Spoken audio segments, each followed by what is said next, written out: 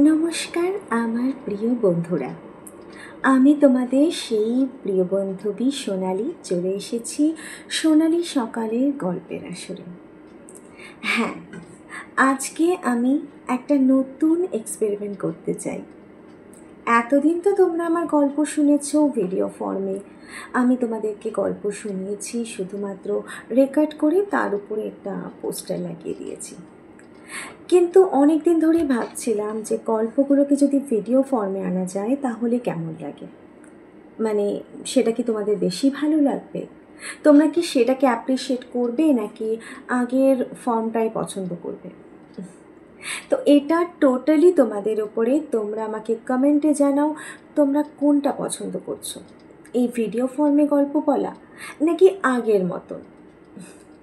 তোমরা যেটা বলবে আমি সেটা করব। আমার সমস্ত বন্ধুদেরকে আমি প্রাণ ভরে শুভেচ্ছা জানাই। সবাইকে অসংখ্য ধন্যবাদ আমার পাশে এইভাবে থাকার জন্য। আর যারা নতুন আছো, যারা প্রথমবার আজকে সোনালি সকাল দেখছো, তাদেরকে একটা ছোট্ট অনুরোধ করব, প্লিজ আমার সোনালি সকালটা সাবস্ক্রাইব করে দাও। আর হ্যাঁ, গল্প যদি ভালো লাগে তাহলেই লাইক করবে, না হলে লাইক করতে বলবো না। আর ভালো মন্দ যেটাই লাগুক কমেন্ট সেকশনে গিয়ে স্পষ্ট করে লিখে দেবে। আমি সমালোচনাটাকেই চাই, কারণ আমার সমালোচনা যদি তোমরা না করো তাহলে আমি বুঝবো কী করে যে ঠিক কোন কোন জায়গায় আমাকে রেকটিফাই করতে হবে। সেটা বোঝার জন্য তোমার সমালোচনাটা ভীষণ প্রয়োজন। তো চলো, আজকে আমি চলে এসেছি গল্পের আসরে একটা গা ছমছমে ভূতের গল্প নিয়ে। দেখা যাক আমরা কতক্ষণ গল্পটাকে নিয়ে ভয় পেতে পারি। ভয় পেতে আমরা সবাই ভালোবাসি, কিন্তু কি বলতো, ভয়টা আমাদের মনের মধ্যে। তো সেই মনের ভয়টাকে আশেপাশে অনুভব করাটাই হচ্ছে আসল। চলো, অনেকক্ষণ ধরে অনেক বাজে কথা বলছি, এবার আমার সব বন্ধুরা পালিয়ে যাবে। প্লিজ পালিও না, সবাই চুপ করে বসো। আমি জাস্ট শুরু করছি গল্পটা। আজকের গল্প থাবা। গৌরীপুর মোড়ে বাস থেকে নেমে ভীষণ অবাক আর হতভম্ব হয়ে পড়লাম। দেখি সমস্ত দোকানপাট বন্ধ হয়ে গেছে, তার উপরে কোথাও কোনো জনমানবের চিহ্ন মাত্র নেই। হাতের ঘড়ির দিকে তাকাতেই আমি চমকে উঠলাম। এ কি, রাত 11:30 বেজে গেছে? না, এতটা তো আমি বুঝতে পারিনি। অবশ্য হবে নাই বা কেন, পরপর দুটো ট্রেন মিস, তারপরে অত্যধিক ভিড়ের জন্য দুটো বাস ছেড়ে দিয়েছি। কিন্তু তাই বলে এতটা যে রাত হবে সেটা সত্যি আমি ভাবতে পারিনি। আর সত্যি কথা বলতে কি, এতটা অবাকও আমি হতাম না যদি এই দীর্ঘ পথটা বাসের মধ্যে বসে আরামে ঘুমিয়ে ঘুমিয়ে না কাটাতাম। তা যাই হোক, গৌরীপুর মোড় থেকে মিনিট 30 সাইকেল জার্নি করলেই 3-4টে ছোট ছোট গ্রাম আর একটা বিরাট বড় নির্জন মাঠ। এটা পার করতে পারলেই আমি আমার গ্রামে পৌঁছে যাব। গৌরীপুর মোড় থেকে যে ডানহাতি রাস্তাটা হনহনিয়ে ঢুকে গেছে, ওই রাস্তাটা আমি ঢুকে পড়লাম।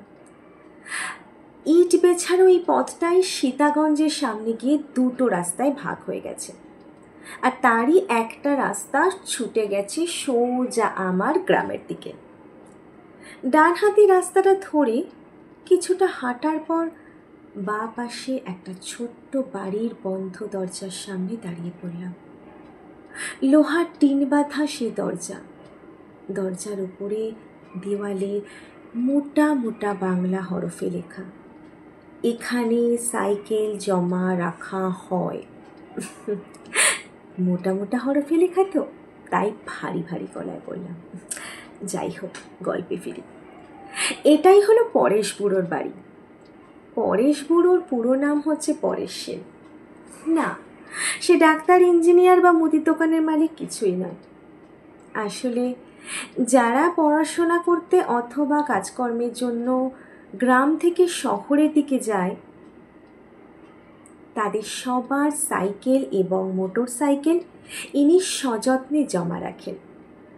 ভাড়াটা খুবই কম, সাইকেল প্রতি 5 টাকা আর মোটর সাইকেল 10 টাকা। তোমরা যদি কখনো এখানে আসো তাহলে পরেশ বুড়োর কাছে সাইকেল জমা রাখতে পারো।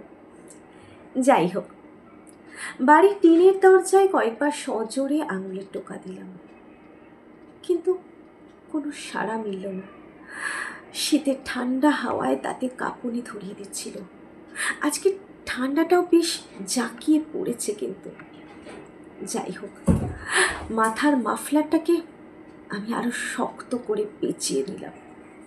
তারপর হাতের তালু দুটো ঘষতে ঘষতে ডাক দিলাম, কাকু, ও কাকু, দরজাটা খুলুন না, সাইকেলটা নেব তো কাকু। কোনো সাড়া পেলাম না। উফ, কি যে করি। কি একটা মনে করে আমার খুড়তুতো দাদাকে ফোন করবার জন্য পকেট থেকে মোবাইলটা বের করতে গিয়ে দেখি, ও বাবা, আমার মোবাইল যে খিদের জ্বালায় কাঁদতে কাঁদতে কখন ঘুমিয়ে পড়েছে তা তো আমি নিজেই জানি না। হ্যাঁ, যাই হোক, একটা বিরক্তিসূচক শব্দ করে দরজার দিকে ফিরে গেলাম। আবার কড়া নাড়তে যাব, হঠাৎ দেখি ওপারে একটা কালো কুচো মূর্তি যেন মূর্তিমান অন্ধকার ঠেলে দরজার দিকে এগিয়ে আসছে। কিছুটা সামনে হাসতেই লোকটার হাতের হ্যারিকেনের মৃদু আলোয় তাকে চিনতে পারলাম। হ্যাঁ, এই তো আমাদের পরেশ কাকু। উফ বাবা, এতক্ষণে আশ্বস্ত হলাম। মনে হলো মাথার ওপর থেকে একটা বড় বোঝা নেমে গেল।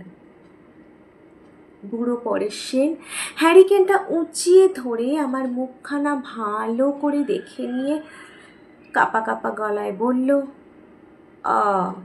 তুমি তাই এত রাত অবধি কোথায় থাকো বাপু? আমি আর তেমন কিছু বললাম না। ঘাড় নেড়ে হ্যাঁ হুঁ শব্দ করে তার পিছু পিছু ঘরে ঢুকলাম। বুড়োর সারা শরীর কালো মোটা আরামদায়ক চাদরে ঢাকা, মাথায় একটা মাংকি টুপি, পায়ে একজোড়া ছাল ওঠা কালো বুট, আর চোখে সেই আমাদের চিরপরিচিত রোজকার দেখা কালো মোটা ফ্রেমের চশমা। যাই হোক, কয়েক সেকেন্ড বাদে টর্চ হাতে সাইকেলটা নিয়ে দরজার বাইরে বেরিয়ে এসে সাইকেলে চড়ে বসলাম। ততক্ষণে বুড়োর বাড়ির লোহার মোটা দরজা সশব্দে বন্ধ হয়ে গেছে। এবার বাড়ি যাওয়ার পালা। ঠান্ডায় কাঁপতে কাঁপতে আমি সাইকেল চালাতে লাগলাম। উফ, হাতে যদিও ইতিমধ্যে দস্তানাটা পরে নিয়েছি, কিন্তু তারপরেও ঠান্ডাটা কমছে না। হঠাৎই খেয়াল করলাম আমার কাপা কাপা ঠোঁট দুটো কখন যেন আমার অজান্তেই গুনগুনিয়ে সুর ভাসতে শুরু করে দিয়েছে। সেই ছোটবেলায় পড়া লাইনটা মনে মনে আওড়ে উঠলাম, ওহ আহ কেন করো, শীত লাগে তো গান ধরো। যাই হোক, এইভাবেই গুনগুন করতে করতে চললো আমার অভিযান। প্রায় 15-20 মিনিট সাইকেল চালিয়ে নিয়েছি। তারপর থেকে পরিস্থিতিটা বদলাতে শুরু করলো। হঠাৎই যেন আবহাওয়ার একটা হালকা পরিবর্তন দেখতে পেলাম। ঠান্ডাটা বোধহয় হঠাৎ করে একটু বেশি হুল ফোটাচ্ছে। দেখলাম অন্ধকারে ডুবে থাকা বাড়িঘর গাছপালাগুলো কেমন যেন একটা রহস্যময় দৃষ্টিতে আমার দিকে তাকিয়ে আছে, যেন তারা চুপি চুপি কিসব ফোন দিয়ে আসছে আমাকে নিয়ে। আমার শির দ্বারা পেয়ে একটা ঠান্ডা স্রোত বয়ে গেল। আমি সাইকেলের প্যাডেলে জোরে জোরে চাপ দিলাম, কিন্তু কিন্তু কিছুতে সাইকেলটাকে আর আগের মতন টানতে পারলাম না। আমার পা দুটো যেন ঠান্ডায় জমে গেছে।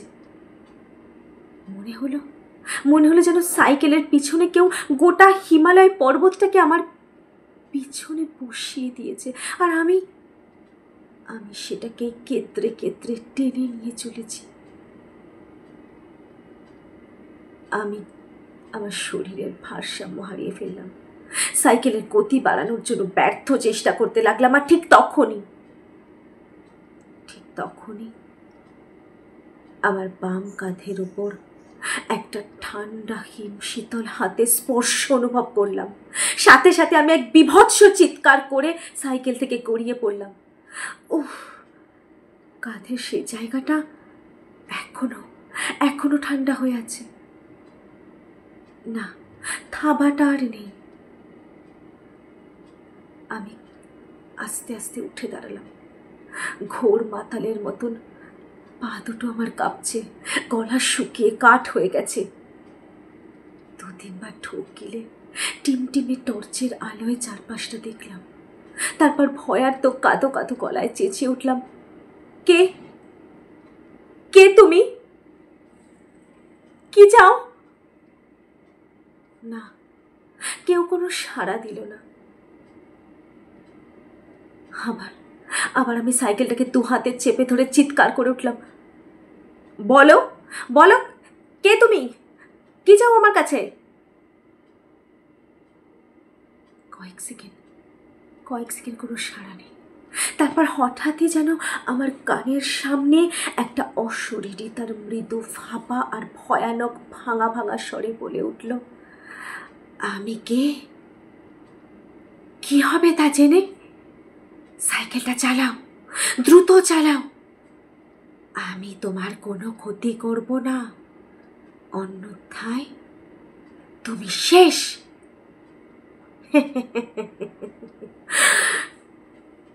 শব্দের সাথে সাথে বেরোনো তার মুখে ঠান্ডা বাতাস যেন আমার এক কান দিয়ে ঢুকে অন্য কান ফুঁড়ে বেরিয়ে গেল। একটা বীভৎস দুর্গন্ধে আমার সারাটা গা গুলিয়ে উঠল। আমি মুখ বুজে সাইকেলে চড়ে বসলাম, প্যাটেল করতে শুরু করলাম। কিন্তু এবারেও সেই একই কাণ্ড। সাইকেলটা টানতে গিয়েও টানতে পারলাম না। কোনো রকমে যেন ঘুরিয়ে ঘুরিয়ে চলতে লাগলো। হঠাৎই আমার বাম কাঁধে ঠিক সেই জায়গাটায় আর আমার পেটের ডান দিকে একটা তীব্র ঠান্ডা থাবার উপস্থিতি অনুভব করলাম। উফ, অশরীরীটা আমাকে 2 হাতে জাপটে ধরেছে। আমার দেহের ওই 2 স্থানের মাংসপেশি যেন জমে পুরো বরফ হয়ে গেছে। দেখলাম এবার সাইকেলটা সজোরে ছুটছে। বুঝতে পারলাম না কোন দিকে ছুটে চলেছে। আমি তো চালাচ্ছি না। তাহলে আমি সাইকেল থামানোর জন্য সজোরে ব্রেক কষলাম, কিন্তু না, সাইকেল থামলো না। গাছপালা, ঘর বাড়ি ফুঁড়ে সাইকেল এগিয়ে যেতে লাগলো। তারপর এক সময় সাইকেলটা 3 মাথার রাস্তার মোড়ে এসে পড়ল। আমি চিনতে পারলাম, এই তো সেই সীতাগঞ্জের মোড়। এর মোড়ের বাম হাতি রাস্তায় নামলেই আর মাত্র 10-15 মিনিটের পথ। প্রথমে একটা সে ফাঁকা মাঠটা, তারপরেই আমার গ্রাম। সেই সাথে মনে পড়ল, এই মাঠের মাঝখানে একটা ভৌতিক শ্মশান আছে। ছোটবেলা থেকে কত ভয়ঙ্কর, কত আজব কাণ্ড কারখানা শুনে এসেছি। গ্রামের লোকেরা বলা বলি করে যে এই শ্মশানে গভীর অমাবস্যা রাতে নাকি ভূতেদের তাণ্ডব চলে। তারা নাকি পথ চলতে মানুষকে ভুল পথে চালিত করে মজা পায়, আর তাদের থলিতে থাকা ফলমূল, খাবার দাবার সব আত্মসাৎ করে।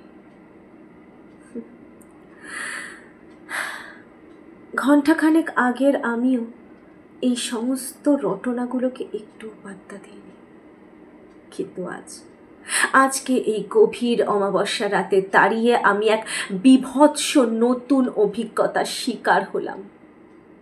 ঘটনা, রটনা, বিশ্বাস, অবিশ্বাস, এই সব কিছুর মাঝখানে যে একটা সূক্ষ্ম প্রাচীর রয়েছে, সেই প্রাচীরটা যেন নিমেষেই একটা উন্মত্ত সাগরের ঢেউয়ের মতন বরফে গলে গেল। অবশেষে এসে পৌঁছালাম সেই শ্মশানের রাস্তায়। কিন্তু বহুদিনের চেনা পথটা আজ বড্ড অচেনা ঠেকছে। কিছুক্ষণ আগে অবধি চারদিকটা তো অন্ধকারে ঢাকা ছিল, কিন্তু এখানে পৌঁছে দেখি কেমন সব মৃদু মৃদু আলো। বট অশ্বত্থ শ্যাওড়া গাছের চূড়াগুলোতে যেন আলোর মালা। আর আর কি বিভৎস ছমছমে একটা আবহাওয়া, যেন যেন একদল অশরীরী কোনো অতিথির অপেক্ষায় সেজে গুজে বসে রয়েছে শ্মশানে। আমার সাইকেলের কেরিয়ার জুড়ে বিরাজমান অশরীরীটা তখন আর অতটা ভীতি সঞ্চার করছিল না। তার ঠান্ডা হাতের থাবাটাকেও আমার দেহ বেশ মানিয়ে উঠেছিল।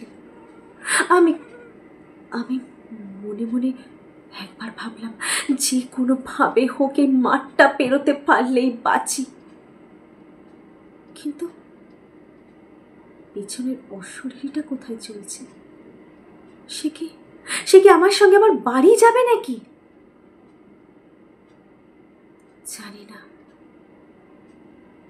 না সে কোথায় যাবে। আমি এই সমস্ত ভাবতে ভাবতে চলেছি, হঠাৎই একটা জোরালো ঠেলা। আমি সাইকেল থেকে ছিটকে রাস্তা দিয়ে গড়িয়ে পড়লাম শ্মশানের উল্টো দিকের নিচু মাঠে। মাঠের মাঝখানে চিত হয়ে পড়েই দেখলাম রাস্তার পাশে ঝুলে থাকা বটের ডালটা ধরে কেউ যেন হুড়মুড়িয়ে গাছে চড়ে বসল। মনে হয় আমার সঙ্গে এতক্ষণ ধরে যে অশরীরীটা আসছিল সেই বোধহয়। আর তারপরে হঠাৎ যেন গোটা শ্মশানের সমস্ত গাছপালা জুড়ে একটা জোরালো আলোড়ন শুরু হলো। উফ, সাথে সাথে সেই কি বিকট তীব্র চিৎকার! সমস্ত অশরীরী দাপাদাপিতে বোধহয় সমস্ত গাছের ডালগুলো হুড়মুড় করে ভেঙে পড়বে। আমার চোখের সামনে মাঠ ঘাট সব কাঁপতে শুরু করলো। ঘাস বেছানো সেই সমতল মাঠটা অজস্র ফাটলে ভরে গেল। গাছের ডালগুলো হুড়মুড় করে ভেঙে পড়ল। আমার উঠে দাঁড়ানোর মতন সামর্থ্য ছিল না, কিন্তু তবুও প্রাণ বাঁচাতে কোনো রকমে পায়ে ভর দিয়ে কাতরাতে কাতরাতে বাড়ি ফিরলাম। বাড়ি ফিরে ভালো করে মুখ হাত পা ধুয়ে বিছানা আশ্রয় করলাম। সারা দেহে অসহ্য ব্যথা। থার্মোমিটারে মেপে দেখলাম 105 ডিগ্রি ফারেনহাইট। জ্বরের করে ঘুমিয়ে পড়লাম।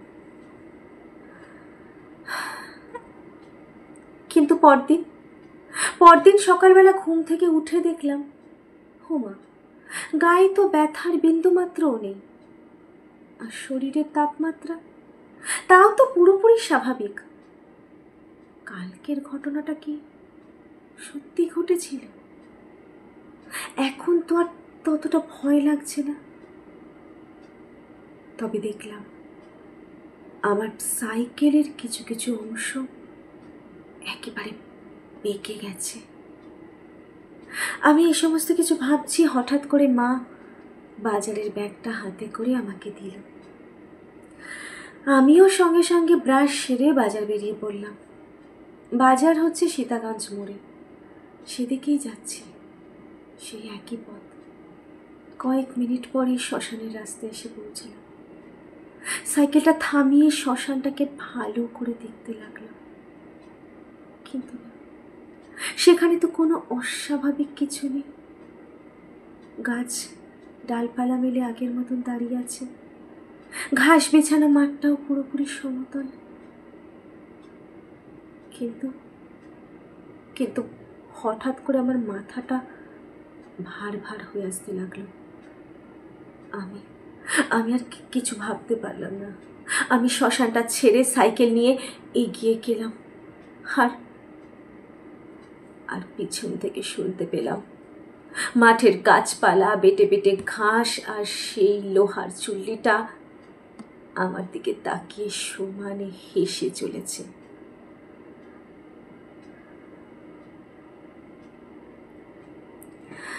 বন্ধুরা, আজকের গল্প ছিল এইটুকুনি।